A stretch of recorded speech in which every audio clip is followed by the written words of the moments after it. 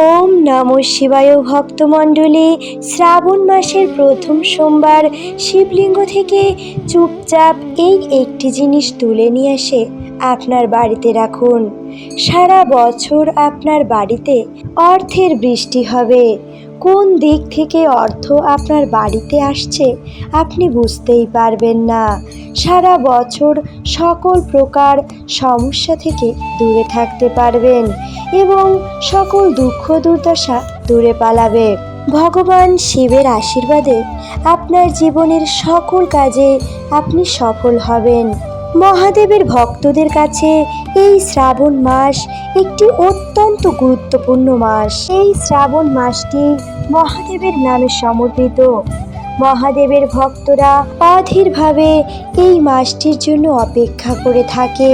তারা নানা বিধি উপাচারে এই মাসে মহাদেবের পূজা অর্চনা করে থাকেন। এই মাসে যদি কোনো ভক্ত একনিষ্ঠভাবে মহাদেবের পূজা অর্চনা করতে পারেন, তাকে ডাকতে পারেন, তাহলে মহাদেব তার সকল ভক্তের সকল প্রকার মনের ইচ্ছা পূরণ করে থাকেন। আমরা সকলেই জানি মহাদেব খুব অল্পতেই সন্তুষ্ট।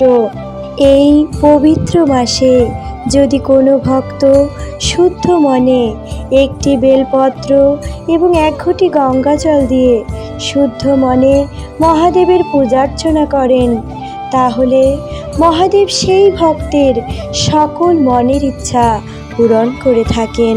এবছর শ্রাবণ মাসের প্রথম সোমবার পালিত হবে চৌঠা শ্রাবণ 21 জুলাই। দ্বিতীয় সোমবার 11 শ্রাবণ 28 জুলাই। তৃতীয় সোমবার পালিত হবে 18 শ্রাবণ আগস্ট মাসের 4 তারিখে এবং চতুর্থ সোমবার 25 শ্রাবণ আগস্ট মাসের 11 তারিখে পালিত হবে।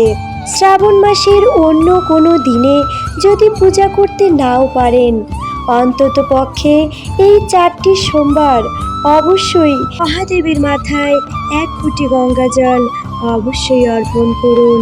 শ্রাবণ মাসের সোমবারে মহাদেবকে কোন বস্তুগুলো আপনি অর্পণ করবেন এবং শিবলিঙ্গ থেকে কোন জিনিসটি চুপচাপ আপনি আপনার বাড়িতে নিয়ে আসবেন, সকল কিছুই আজকের ভিডিওতে বিস্তারিত আলোচনা করতে চলেছি।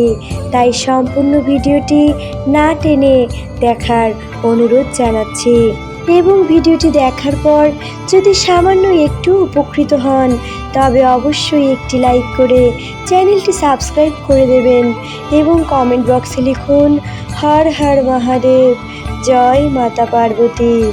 শ্রাবণ মাসের সোমবারগুলোতে আপনারা এমন কিছু দ্রব্য মহাদেবকে অর্পণ করতে পারেন, যেগুলো অর্পণ করলে সারা বছর কোনো প্রকার আর্থিক দুর্দশা, রোগ ব্যাধি, বিপদ আপদ আপনাকে ছুঁতে পারবে না। এমন কিছু দ্রব্যের কথা আজকের ভিডিওতে বলতে চলেছি, যেগুলো মহাদেবকে অর্পণ করলে মহাদেব অত্যন্ত প্রসন্ন হন। দেবাদিদেব মহাদেব হলেন ভোলানাথ। তিনি খুব অল্পতেই সন্তুষ্ট। আর এই মহাদেবকে যদি আপনি একবার তুষ্ট করতে পারেন, তাহলে স্বয়ং কালও আপনার কোনো প্রকার ক্ষতি করতে পারবে না। ভক্তগণ, এমন অনেক ভক্ত আছে যারা কঠোর পরিশ্রম করেও সফলতা লাভ করতে পারে না, যাদের জীবনে সকল সময় বিপদ আপদ, রোগ ব্যাধি লেগেই থাকে, কোনো কাজে সফল হতে পারে না। সেই সকল ভক্তদের কাছে বলছি, আপনারা অবশ্যই এই শ্রাবণ সোমবারের ব্রত পালন করে এই উপায়গুলি অবশ্যই করুন। দেখুন জীবনের আমূল পরিবর্তন। এই শ্রাবণ মাসে ব্রত পালনের জন্য যখন আপনারা শিব মন্দিরে যাবেন, তখন কি কি আপনি আপনার সাথে নিয়ে যাবেন? সর্বপ্রথমেই মহাদেবের পূজার জন্য বাড়ি থেকে 1 ঘটি জল নিয়ে যাবেন। মনে হতে পারে যে মন্দিরে তো জল আছেই, কিন্তু না ভক্তমণ্ডলী, আপনার বাড়ি থেকে, আপনার ঘরের রান্নাঘর থেকে আপনি 1 ঘটি জল অবশ্যই নিয়ে যাবেন। আপনার বাড়ির থেকে 1 ঘটি জল ভরে নিন এবং সেই জলে 2 থেকে 3 ফোঁটা গঙ্গা জল মিশ্রিত করে নিন। এই বাড়ির জলে রয়েছে আপনার শক্তি।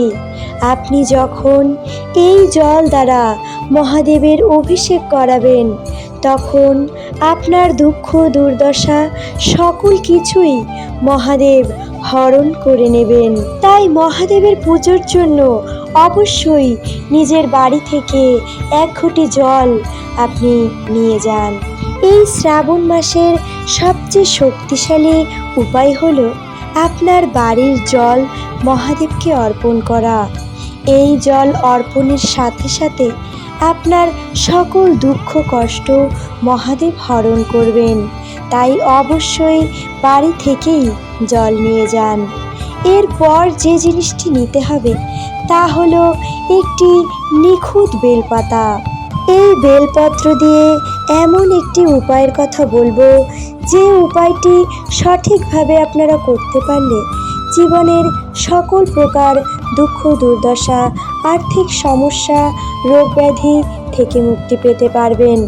এরপর যে জিনিসটি লাগবে তা হলো সাদা ফুল, সাদা অপরাজিতা, সাদা আকন্দ, এমনকি সাদা ধুতুরা ফুলও আপনি নিতে পারেন। আর লাগবে সাদা চন্দন। সাদা চন্দন মহাদেবকে অর্পণ করলে মানসিক শান্তি লাভ হয়। আর লাগবে গোমাতার দুধ। আর লাগবে 5 প্রকারের ফল। এছাড়া নিতে হবে নতুন কিছুটা লাল কাপড়, রুমালের মাপে কেটে নিতে পারেন। আর লাগবে 1 কৌটা কালো মরিচ অর্থাৎ গোলমরিচ। এই কয়েকটি জিনিস নিয়ে চলে যেতে হবে মহাদেবের মন্দিরে।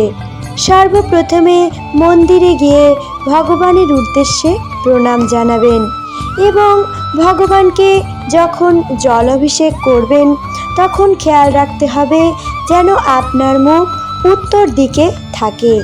উত্তর দিকে মুখ করে সর্বপ্রথমে আপনি বাড়ির থেকে যে জল নিয়ে গিয়েছিলেন সেই জল দ্বারা ভগবানের অভিষেক করাতে হবে। ভগবানকে জলাভিষেক করানোর সময় আর একটা জিনিস অবশ্যই খেয়াল রাখতে হবে, যেন জলের ধারা একবারেই সম্পূর্ণটা শেষ হয়। থেমে থেমে জলাভিষেক করাবেন না।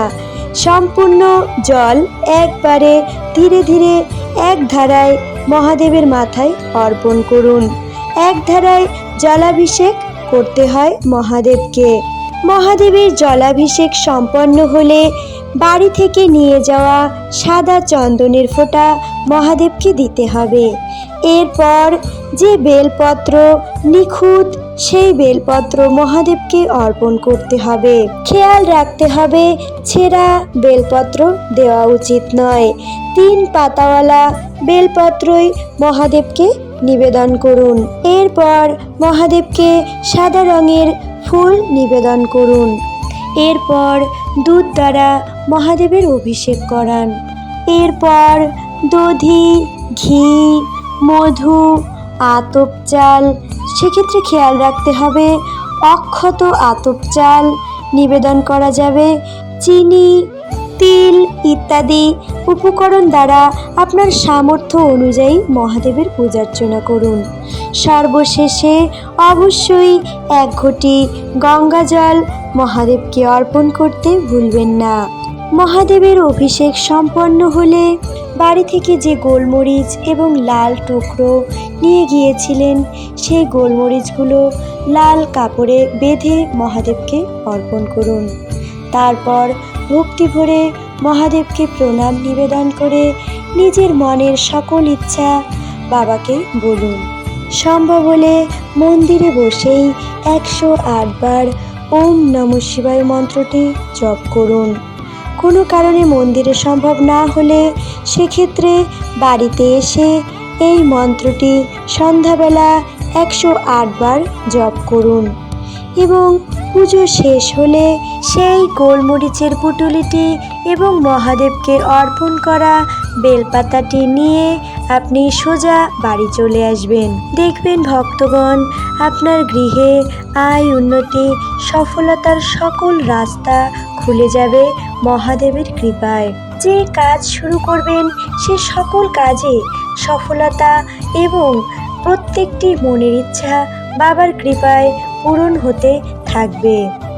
আর যে জিনিসটি বাড়িতে নিয়ে আসবেন তা হলো ভক্তগণ, শিবলিঙ্গে অর্পণ করা জল। যে জল আপনি মহাদেবকে অর্পণ করলেন সেই জলধারা যখন নিচে পড়বে, সেই জলধারা থেকে কয়েক বিন্দু বা কিছুটা জল আপনি সংগ্রহ করে নিজের বাড়িতে নিয়ে আসবেন। ভক্তগণ, শিবলিঙ্গে অর্পণ করা জল অমৃত তুল্য হয়ে যায়। এটা বিশ্বাস করা হয়ে থাকে যে শিবলিঙ্গে জল অর্পণ করার সময় অসংখ্য দেবতা অদৃশ্যভাবে সেই জলকে ধারণ করে। এই জলের অনেক শক্তি রয়েছে, তাই এই জল নিয়ে এসে আপনার বাড়ির সদর দরজায় কিছুটা ছিটিয়ে দিন। বাকি জল আপনার ঘরের ধনদেবতার পূজার স্থানে রেখে দিন।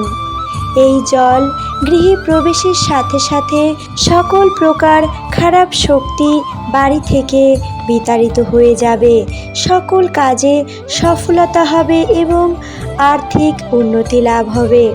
ভক্তগণ, এই সকল উপায় যদি আপনারা ভক্তি ও নিষ্ঠা ভরে বিশ্বাসের সাথে করতে পারেন, তাহলে এই শ্রাবণ মাসে আপনি মহাদেবের কৃপা লাভ করবেনই করবেন। এবার বলছি ভক্তগণ, সেই কালো গোলমরিচের পুটুলিটি যেটি আপনি এনে আপনার ঠাকুর ঘরে রেখেছেন, সেটি কিভাবে ব্যবহার করতে হবে। এই কালো গোলমরিচের শক্তি অনেক। এটি আপনার রক্ষা কবচের মতো আপনাকে সকল বিপদ থেকে রক্ষা করবে। ভক্তগণ, যখন আপনি কোনো শুভ কাজে যাবেন তখন এই গোলমরিচের শক্তিকে আপনি ব্যবহার করবেন। যেমন কোনো ব্যবসার কাজে বা কোনো চাকরির ইন্টারভিউতে আপনি যাচ্ছেন, তখন এই একটি গোলমরিচ আপনার বাড়ির সদর দরজার ঠিক সামনে রেখে পা দিয়ে আপনি সেই বিশেষ কাজের উদ্দেশ্যে রওনা হন। এই পদ্ধতিটি করলে আপনি সকল বাধা অতিক্রান্ত করতে সফল হবেন। মহাদেবের কৃপায় আপনি যে কাজে যাচ্ছেন সেই কাজে আপনার পথের সকল বাধা দূরীভূত হয়ে যাবে, আপনার সকল শত্রুর বিনাশ হবে এবং যে কাজে আপনি যাচ্ছেন, যে কাজেই আপনি হাত দেবেন, সেই কাজে মহাদেবের কৃপায় সফলতা লাভ করবেন। কারণ বাবা মহাদেবের কৃপা সর্বদাই থাকবে আপনার মাথার উপরে। আজকের ভিডিওটি এখানেই শেষ করছি। সকলেই ভালো থাকবেন এবং মহাদেবের কৃপা লাভ করতে থাকবেন। হরে কৃষ্ণ।